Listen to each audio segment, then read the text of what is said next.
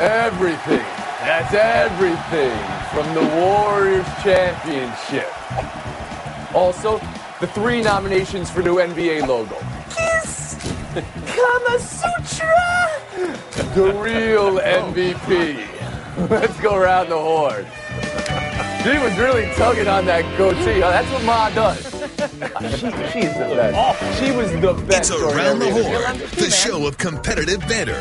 Here's Tony Reali. Take a 73-win team, add a Durant, and his mom, get a title. Why isn't everybody doing this? The greatest postseason in NBA history, 4-5 against an all-time opponent. Let me ask you, National Panel, did we just witness the best team in the history of basketball? Who wants to start us off? Tim Kalishaw, you go. I think we definitely witnessed one of them. Whether that's one of 3, I'm not sure. But let me say this. We witnessed the best offensive show in basketball, maybe the best offense ever put together in basketball. And all the criticisms of them, when you start to compare them to teams either 20 or 30 years ago, that they don't have a center, they don't, the rules have changed. They can only build their team within the rules as they are today. And they have built a monster team, mostly from within before they got Durant. So, they don't really deserve the criticism there. But they were playing a great team, a defending champion, a team with LeBron scoring and rebounding like he never has before. And they took him out in 5 games. And for that, I think they deserve to be right there near the top. A lot of words, but to answer the question, did we just witness the best team in history, you say? Probably not, but I think they're the top. You seem to be giving it a lot of thought while you're talking. Let's go to Sarah Spain here. Yeah, since Tim did bring up rules, I will say that the question is whether we're comparing them to other teams of their era, whether we're comparing them to how a team from before would have fared during these rules. I think Steve Kerr nailed it. He said jokingly, well, teams are getting less strong, less talented, less skilled. So, yeah, every team would beat us, especially the team of the 50s. They would have killed us. I mean, that's the point. This team would beat any team that came before them. Yes. Does that make them the best ever? It depends on the conversation we're having. But you saw those stats. They only lost 1 postseason game. This is the conversation we're having. Could somebody please, yes or no, answer the question, Kevin Blackistone? Well, I'll answer it this way. 538, which puts together the analytics. They came up with this thing called ELO ratings, and you know about this. The 95-96 Bulls were the number 1 team on the ELO ratings until Game 1 of this NBA Finals, when these Golden State Warriors surpassed the Bulls in the argument of analytics in terms of who is the best team of all time. So I will say they are the best team of all time according to that analytics tool. I want your answer. I mean, come on. We're talking about a combined 85 years of covering the NBA on this panel right here. I can't get a yes or a no. Give me analytics. Give me your own eyeballs, Bill Plaschke. No, they're not the best team of all time. Okay, there we go. An answer. You can't say they're better than the Bulls. 96 Bulls, 87 Lakers, 2001 Lakers. However, I will say this. Having been one who picked the Cavs in 6 games. All right, there you go. I'll say it. They are the most dominant team I have ever seen. The Cavs, let's face it, from the first tip-off of Game 1, the Cavs never had a chance. And I saw that. We saw that right away. No team's been more dominant. No team. They're the second-best scoring margin in NBA Finals history. The most points average in NBA Finals history. That's the they point, are the most right? dominant. They are the most dominant team in history, without question. How do you view 16-1 in the postseason, Kalishaw? Well, I mean, it's really the latter part of that. You know, I hate that Kawhi Leonard got hurt. I wish they would have swept the Spurs with Kawhi Leonard playing, and that would have made a more emphatic statement. In fact, they might not have won that first game. Good chance they wouldn't have if Leonard didn't get hurt. But, Plaschke just gave you all the stats. They just crushed people by and large. They had one close game that they won, really, all the whole playoff run, and that was Game 4 of the Finals. Everybody else, they just beat up on. What did we just witness with 16-1, Sarah Spain? We witnessed an incredibly talented team who took advantage of a league that has far less parity and is far less balanced, which is part of the reason it makes it so difficult to compare them with other teams. This is intriguing to me, all right? Let's talk about leagues then in the past and where their parity was. Let's talk about your favorite 96 Bulls, Sarah Spain. They went up 3-0, but then they didn't close out a series. They, in fact, lost 2 games to the Seattle Supersonics. who aren't LeBron's Cavaliers. So when we put the whole conversation together, the conversation you want to have. And they didn't rest for half the season. They didn't rest for half the season, and they faced tougher teams in the earlier rounds of the postseason because the balance of power was different. Let's talk about those tougher teams. What were the tougher teams? I don't remember them from everything. Exactly. Blackest last word after the horn. Well, I'll just say that it's extremely impressive that they only needed 5 games to extinguish a Cleveland Cavaliers team that came into this finals having lost only 1 game itself in the playoffs and were led by the best player on the planet, LeBron James. You guys have heard of prisoners of the moment. You guys are prisoners of the past at this moment. We're going to move on. There was the debate we had last week on whether Kevin Durant took the torch from LeBron James. You guys can go there again if you want. Nike is telling us to stick debates where the sun don't shine. I'm not sure where you are in the commercial, Bill or Sarah, but I'm sure you're in there. The list of 4-time scoring champions and finals MVPs. Jordan, Wilt, Durant. The list of 2 titles and 2 regular season MVPs. Michael, Magic, Larry, Kareem, Wilt, Russell, Duncan, LeBron, Curry. That is history right there. So I want to ask you first, Sarah Spain, what just magically changed overnight for Durant and what just magically changed overnight for Curry? And you can start with Durant. Well, Durant is one of the greatest players of all time, and the way we judge those players is not just by their talent, but by how many championships they win. And the fact that it took him so many years to get his first was the same thing that caused people to criticize LeBron, and both of them left their original teams to go seek out that first championship, and it changed the dynamic of the rest of their careers. So he's got 1 under his belt. We anticipate more. It's only going to bolster how we feel about him as a player in terms of his legacy. In terms of Curry, what we've witnessed is guys like Jerry West who never found that second title, right? So there are moments, there are instances where a team can come together and create a championship run. Can that same player with the same team do it again or find another team and do it again? There are so many greats that never did. So for Curry to get a second under his belt, it tells us not only that he could be the leader of a championship team last year, but that he could find a way to play alongside another superstar and change the way he plays and facilitate a second title. It was 2 years ago, of course, for Curry with the championship. Blackstone, you're in. Mm-hmm. Well, for Durant, it means that he's simply a champion. And there was a lot of pressure on this guy to do what he finally did. Because a lot of people said, of course you're going to win the championship going to a 73-win Golden State Warriors team that was that close to winning another championship. But you know what? Not only did he do it, he did it as a leader. And he did it in the face of LeBron James, the greatest player of this generation, whether it was the pull-up 3 in Game 3 that sealed that, or even the turnaround jumper that he had on him a couple of times in the fourth quarter last night. As far as for Steph Curry, you know what? This guy, one thing that's not said about this guy is that he's tough as nails. He's had to come back from the ankle injuries that he had early in his career. He's a wisp of a player. He has evolutionized the game. Let me use that word, evolutionized it, because of what he's done with the three-point shot and turned a bad shot into a good shot for him and really changed the way we think about basketball. Blashke, on Durant, when we came into the series, there were 2 conversations. It was whether this was an all-or-nothing proposition or maybe even a lose-lose proposition. He could win the title, but then the only comments would be, well, he joined the Warriors to do it. Do you feel it's the same after he's won one? Yeah, this just drives me crazy, people saying that. He didn't ride their coattails. He was the coach. He led the team. This was all nothing. He won. Kevin Durant won. End of story. Greatest, given all the baggage around him, the greatest finals performance individual in NBA history. Guy shot 70% yesterday. Greatest shooting percentage in a clinching game in NBA history. His numbers are off the charts. So what he did, and when everybody said he couldn't do it, everybody says, oh, he was joined a great team. They would not have beaten the Cavs without him. I think that's clear to pretty much everybody. He's the MVP. And Kalisha on Durant.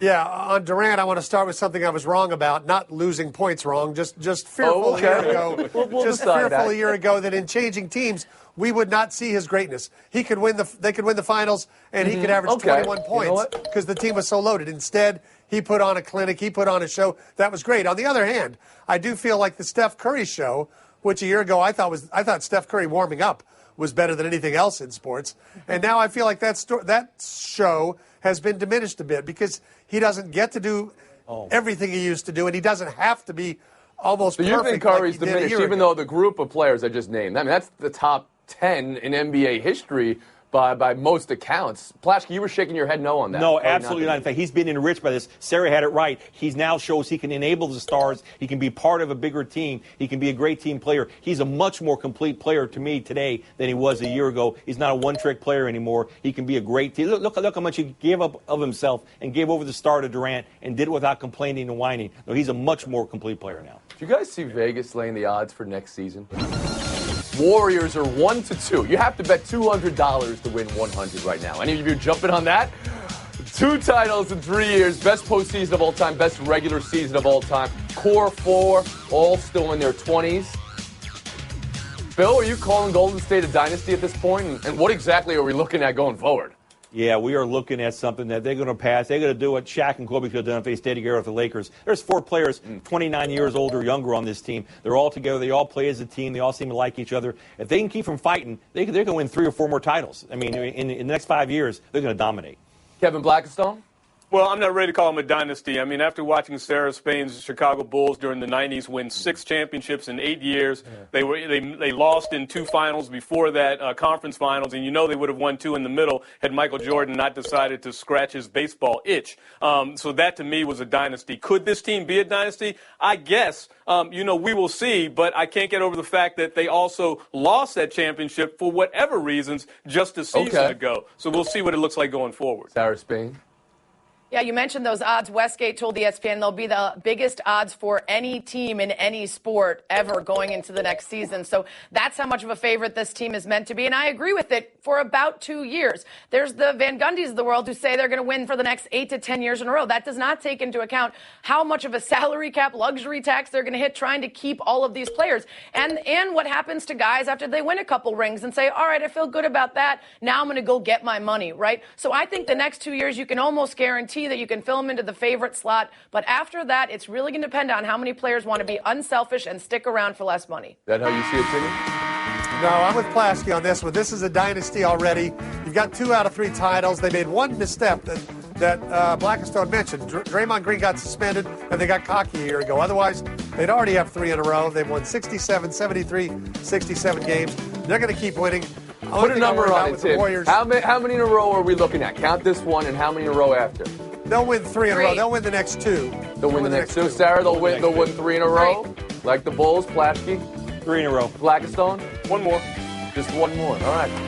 We've been home. We're going to take a break right here. Real quick, did you see the Steph Curry hat thief last night? Took it right off his head and put it on. Hey. Steph got it back, but how about the onions on that guy? What a bold. We're breaking LeBron and the Cavs and buy or sell next. It looks like the guy I like that he gave it back.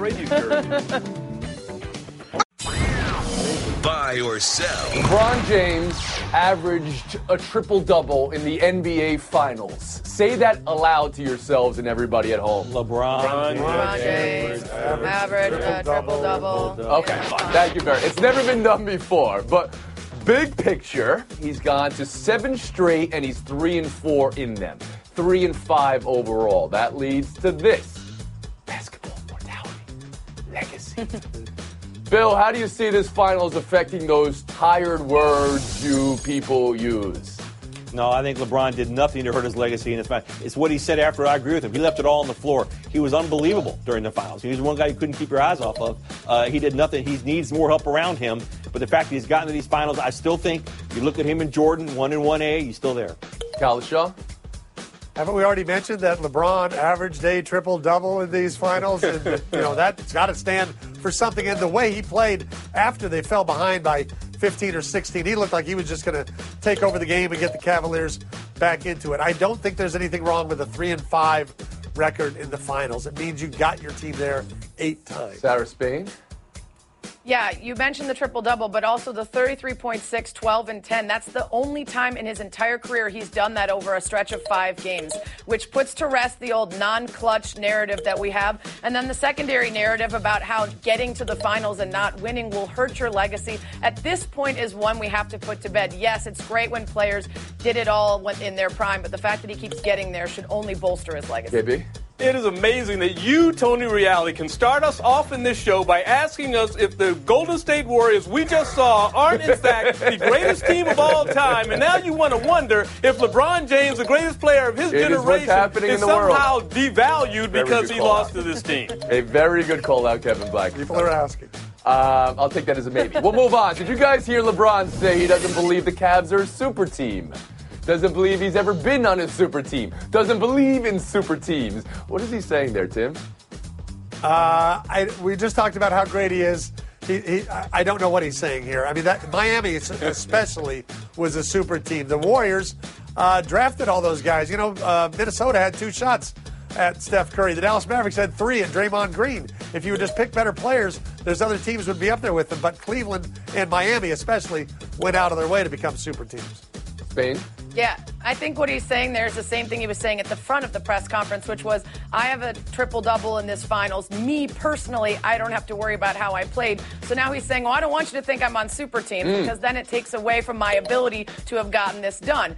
In Miami, they had 1 player on the roster when he got there. They had a pep rally and announced how many series times they were going to win. And you don't think, I look forward to the Suns doing that before the season starts next year. Blackstone? Oh, my goodness. Yeah, this is a little bit of revisionist history. We all know that was a super team in Miami. We talked about it. We all know that quote from LeBron about how many championships they were going to win. It wasn't going to be 1. It wasn't going to be 2. It wasn't going to be 3. It was going to be 4, 5, 6, 7, all of that stuff. So, of course, he was on a super team. Maybe the first that we saw. Yeah, we saw LeBron's ego, and it's okay. But, yeah, he built both super teams. You ought to know about him. He constructed both of them. So, yeah, he's trying to downplay it to make himself look better. He's got a little bit of an ego, so what? The reality is he's constructed all 3 of them because he constructed this Warriors team because it was LeBron. It was the reason why Durant went to Golden State. I mean, that's the incredible gravity of all this, that the Golden State Warriors exist because that was the only way anyone could beat LeBron. We'll move on. So what moves does this non-super team need to make this offseason so they're not in the exact same position that they are in right now? Kevin Love's scuttlebutt has been out there, of course, if they have to move Kevin. Oh, Frankie, baby. Melo is the new Iguodala? No. Oh, my God. You know, you're getting muted. You're all getting muted for Frank Isola. Sarah, can you see that? Can you see Cleveland shipping Love, or what else do they need to do this offseason? Yeah, what's tough for them is they're already so much over the salary cap with only about 8 players taken care of, and they don't have a ton of talent to try to toss out there. At this point, people are even talking about the possibility of trying to shop Kyrie Irving for a guy who's longer and has a better defensive presence. Does that make any sense to you? That's crazy to me because they're still going to be the best team in the East, but you look at what their options are, there's not much else out there other than maybe trying to flip Love for George. Would you do that? Yes. Okay. Kevin Blackstone, same question to you.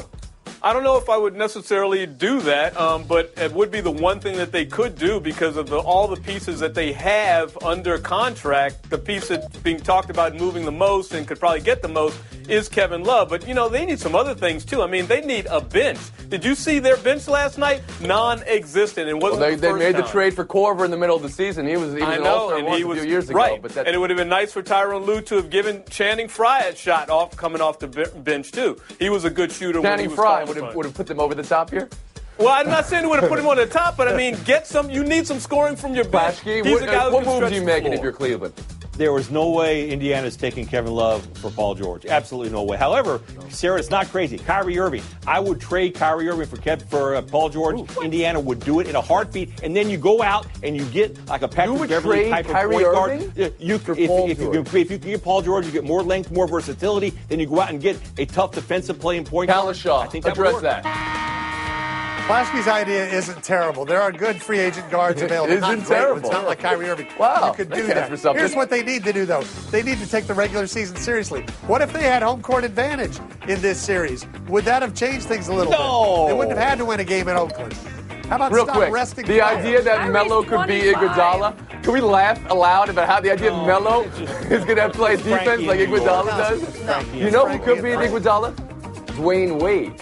He could be the Iguodala going forward. No, he can't. Not now. No. Plaschke wasn't terrible. I heard that from Kalashaw, so I guess Plaschke's advancing with Blackstone. Straight on next. Umbrellas. You need one of these. You wouldn't put up with an umbrella that covers you part way. And now, insurance-minded speeches from Geico. Hardship. My grandmother would go through it every month to pay her insurance bill. First, she would handwrite a paper check, in cursive. Then, using her own tongue, she would wet a stamp for an envelope. Today, however, we need not weary our hands and tongues. Today, we can pay our Geico bill with the Geico app. Away with hardship, in with bill pay on the Geico app. Thank you. Check this out.